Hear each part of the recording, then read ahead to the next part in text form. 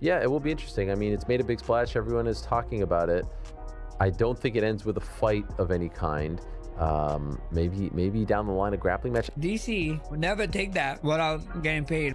I got paid, bro. He got paid. Telling you right now, dude got paid. They need to be more chill, dog. They're not fighting, so there's no pent up nothing should be because they're not fighting. This ends with Jon Jones and Daniel Cormier standing on the same stage again, and the entire sport quietly realizing that the rivalry never healed and never will. And now rewind violently, because the only reason this even exists is money, ego, and unfinished psychological damage. And if you think this is just coaching, nah, you're already lost. Because the second the UFC announced this reunion, it rewired power, memory, and resentment across the sport in ways nobody is admitting yet.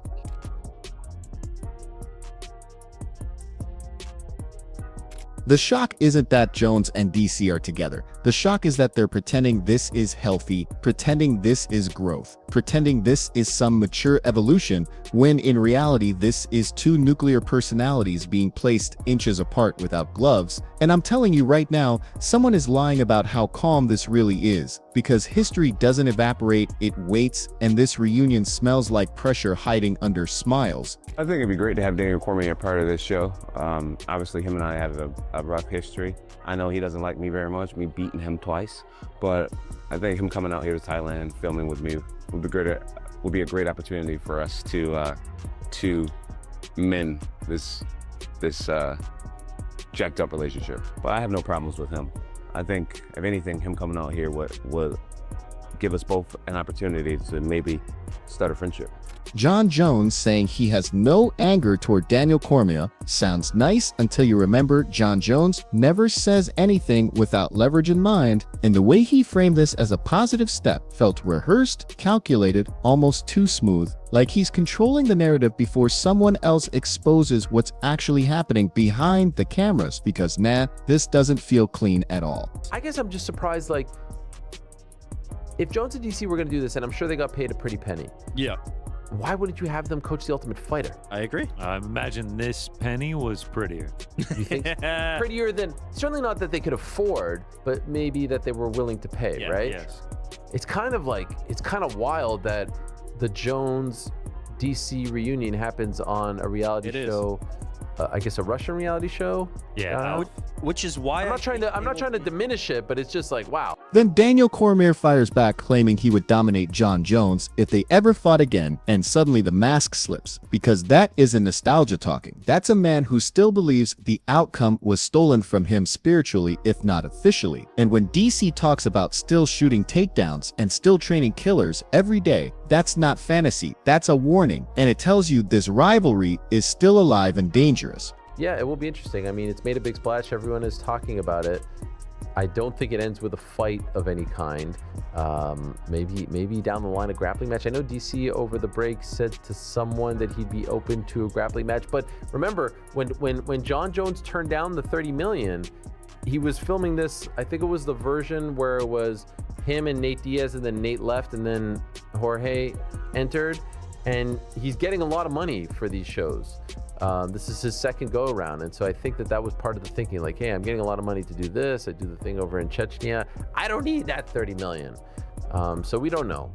Here's where it twists, because Ariel Helwani questioning why this reunion didn't happen on The Ultimate Fighter cracks open the real issue, which is that this wasn't about legacy or closure, but about who paid more, who controlled distribution, and who avoided UFC oversight. And when money dictates history, you should always ask what someone didn't want filmed, because something is absolutely being protected here. them coach each other. DC would never take that without getting paid. I got paid, bro. He got paid. Telling you right now, dude got paid. They need to be more chill, dog. They're not fighting, so there's no pent up nothing should be because they're not fighting. Everyone keeps saying there's no fight coming, no tension, no reason to worry. But that's exactly how chaos sneaks in. Because rivalries don't need contracts to explode. They just need proximity and pride. And when you place Jones and Cormier together without physical release, the energy doesn't disappear. It mutates, and I swear someone involved knows this is gonna get uglier later. That's super incredible. I'm grateful for it every day. And especially he's still here in my corner to this day. We talked this morning.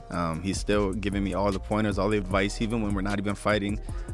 just telling me how I should say things, what I should say, how I need to go about life, how I need to go about business and meeting people and greeting people. So it's a true opportunity. Jon Jones turning down massive fight money in the past, while happily accepting reality show checks, tells you everything about where he's at mentally, because this isn't about competition anymore. It's about control, image, and positioning himself as untouchable. And that's dangerous for a sport built on confrontation, because when fighters stop chasing fights, the structure starts cracking. He's sitting in a Ferrari with Ferrari gas. A lot of people sit in a Ferrari with 87 gas and the car don't work. So when I got to see those tendencies of him watching people, and he does it to me now where he'll send me videos on Instagram of the top UFC guys, be like, oh, watch how he steps, you know, watch when he throws a punch, how he comes back and he doesn't reset this certain way.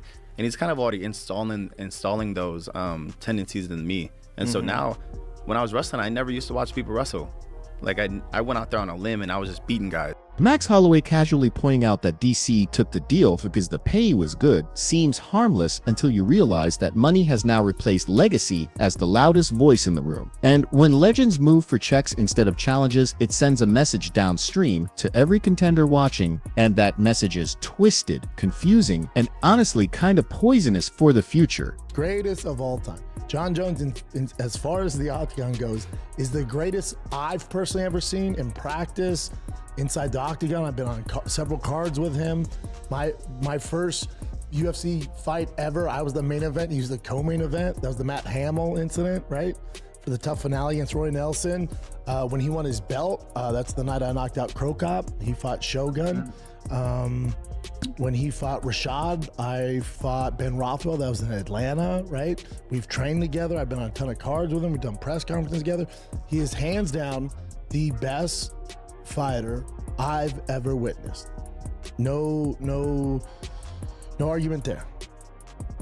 But as far as a mentor goes, I can think of 1,000 better mentors. Then Gable Steveson praising Jon Jones as a mentor drops another layer of tension, because here's an Olympic-level wrestler openly shaping his mindset around a man whose brilliance and chaos are inseparable. And now you can't just absorb the greatness without risking the baggage. And I have this sick feeling we haven't seen how that influence will manifest yet. Also, Jon's a guy that just kind of, he's such a unique character, he's such a unique talent that he just goes and he does what is best for Jon Jones. You wouldn't call him a leader, he's a one-man army, and he's the best one-man army the UFC has ever seen. He's very selfish, and you have to be, he's a narcissist. That being said, you don't want to take career advice from him, because the naysayers of the GOAT argument, which is always a ridiculous argument, but the naysayers for the GOAT argument is, well, this guy's history. Listening to Gable describe Jon Jones like a Ferrari with perfect fuel sounds inspiring, until you remember Ferraris crash hard when mishandled, and the way Jones sends clips, advice, and life guidance feels helpful on the surface, but raises a darker question about whether he's molding fighters in his own image, because if that's true, then the consequences won't show up immediately, they'll show up years later. There's only one Jon, and that's why he's the GOAT. The reason why he's the GOAT is because of what he did inside the octagon. He's not the GOAT as far as outside the octagon. If you're going to take into consideration of the GOAT talk of accomplishments inside the octagon, outside the octagon, it's Mighty Mouse.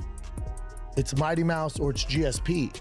Those are guys that would be great mentors. Brendan Schaub injecting skepticism into the Jones mentorship narrative feels uncomfortable but necessary, because greatness inside the cage does not equal wisdom outside of it. And when Schaub says there are 1,000 better mentors, he's really saying something else. He's saying admiration can blind people to patterns, and patterns are what end careers quietly. He's 100% correct. I think what we've gotten away from in this situation is we've gotten away from the sport aspect of it all. And the sport aspect is the best versus the best. And that's the thing that really, I think, bothers a lot of people. And for me especially, it bothers me, because ultimately when you're a fighter, you want to be considered the best. Separating Jon Jones, the fighter, from Jon Jones. The leader might be the most important distinction in MMA right now because worship without boundaries creates chaos, and even Jones's defenders admit he operates as a one-man army, and armies don't mentor, they conquer. And that should make every young fighter listening just a little uneasy, even if they won't admit it. When the conversation shifts to Mighty Mouse and GSP as real mentorship archetypes, it exposes an uncomfortable truth about what the sport values now, because discipline and stability don't trend like volatility and controversy, and the UFC knows this. And that's why certain personalities are elevated while others are quietly ignored, and someone is absolutely gaming that system right now. Cormier agreeing with Khabib that trash talk drives promotion rips the curtain all the way open, because when DC admits fan attraction dictates opportunity, he's also admitting merit has been compromised. And when names like Paddy Pimblett get pushed over clearly superior contenders, the sport becomes a theater first and a competition second. And nah, that shift is not harmless. The Arman Tsarukyan example hurts because it's true, because excellence without charisma gets punished in modern MMA. And when DC explains why Flash beats fundamentals, he's not celebrating it, he's warning you. And if you think this doesn't affect matchmaking, belts, and careers, you're lying to yourself, just like some executives are lying to the fans. By the time this spirals into debates about Topuria, Islam, Gaethje, and even random neckmark controversies, you realize the sport is vibrating with unresolved tension everywhere, narratives colliding, truths bending, motives hiding, and nothing feels settled. And that's the scariest part, because this era isn't stabilizing, it's loading, and whatever breaks next won't feel accidental at all. And the more I think about it, the more it feels like this whole Jones and Cormier reunion is a controlled burn that someone swears they can manage. Because nothing about their shared history suggests peace, and nothing about John's career suggests he ever closes chapters cleanly. He just moves them off camera, and DC pretending this is just coaching feels less like confidence and more like someone daring a storm to hit them again. What nobody is saying out loud is that this setup gives Jon Jones something he's always craved: proximity without accountability, influence without consequence, power without having to step into the fire himself. And that's terrifying for a sport built on confrontation, because the most dangerous version of Jon Jones has always been the one who doesn't have to fight, but still controls the narrative. And DC, whether he realizes it or not, is walking back into a psychological battlefield he once escaped, because every smile, every shared clip, every calm quote just sharpens the contrast with the resentment he never fully processed. And when he says he would still dominate Jon Jones today, that's not hype, that's a wound talking, and wounds reopen when you poke them long enough. People keep saying this is harmless because there's no contract, no bout agreement, no weigh-ins, but rivalries don't need paper to explode, they need pride, and pride is leaking out of every soundbite, whether they admit it or not. Because if this was truly settled, nobody would still be measuring themselves against each other in interviews years later. The Helwani angle keeps nagging at me because journalists don't ask why not the Ultimate Fighter unless they smell something off. And the fact this reunion happens outside the UFC's flagship platform suggests control was negotiated aggressively. And when fighters choose where history happens, you should ask what version of history they're trying to avoid being recorded forever. Money keeps surfacing like a ghost in every explanation, and once money becomes the loudest justification, everything else starts sounding fake. Because legacy doesn't need a paycheck, and closure doesn't require a foreign platform, so when cash is the answer, it means something deeper wasn't resolved. It was postponed, and postponed emotions don't disappear, they ferment. Jon Jones, being praised as a mentor while his past is politely ignored, creates a dangerous blueprint for the next generation, because talent without discipline is chaos, and genius without structure collapses inward, and young fighters absorbing only the highlight version of Jones may not realize the cost until it's too late, and by then, the sport will pretend it never encouraged it. Gable Steveson calling Jon Jones a life guide sounds inspiring, until you realize mentorship is about consistency, not brilliance. And the sport has a habit of confusing the two, and when brilliance is unstable, it teaches fighters to gamble with their careers instead of building them. And I can't shake the feeling that this influence will resurface in the worst possible moment later. Brendan Schaub's discomfort hit harder than people want to admit, because it wasn't about disrespect, it was about realism. And realism is rare in MMA conversations right now, because fans want myths, not nuance. But myths don't mentor. Myths burn bright, then vanish, and the fighters left behind are the ones who pay the price quietly. Separating John Jones the GOAT from John Jones the Guide should be mandatory discourse, but the sport hates boundaries because boundaries don't sell. And that's why figures like GSP and Mighty Mouse get praised after the fact, but rarely centered during the chaos. Because stability doesn't trend until everything collapses and people start asking how it went wrong. The DC and Khabib discussion about trash talk wasn't casual, it was a confession. Because when veterans admit promotion overrides merit, they're acknowledging a system that eats its most disciplined athletes alive. And once fighters realize winning clean isn't enough, the incentive structure shifts, and that shift corrodes the sport from the inside. Arman Tsarukyan being clearly next in line yet still overlooked is the loudest example of that corrosion, because it tells every contender watching that excellence without spectacle is optional. And once spectacle becomes the priority, the belt stops representing the best fighter and starts representing the best storyline, and that's when legitimacy quietly bleeds out. The Paddy Pimblett conversation sounds lighthearted until you zoom out and realize it's about branding outperforming ability. And when that becomes normalized, the locker room changes, fighters stop asking how to improve and start asking how to trend, and that mindset doesn't build champions. It builds volatility disguised as entertainment. Even the random Gaethje neck mark controversy fits the pattern because the sport is so starved for drama it will cannibalize screenshots and rumors to stay fed. And when surface level noise replaces substance, it conditions fans to react instead of think. And that's exactly how deeper issues stay hidden in plain sight. Every storyline right now feels unfinished, because the UFC exists in a constant state of escalation without resolution. And Jones and DC are just the clearest symbol of that. A rivalry frozen in time but never healed, recycled when convenient, and parked when uncomfortable. And that kind of emotional recycling always ends badly. What scares me most is how calm everyone is pretending to be, because calm in MMA usually means denial. And denial is the phase right before something breaks publicly, whether it's a locker room, a friendship, or a carefully crafted image that can't survive one unscripted moment of honesty.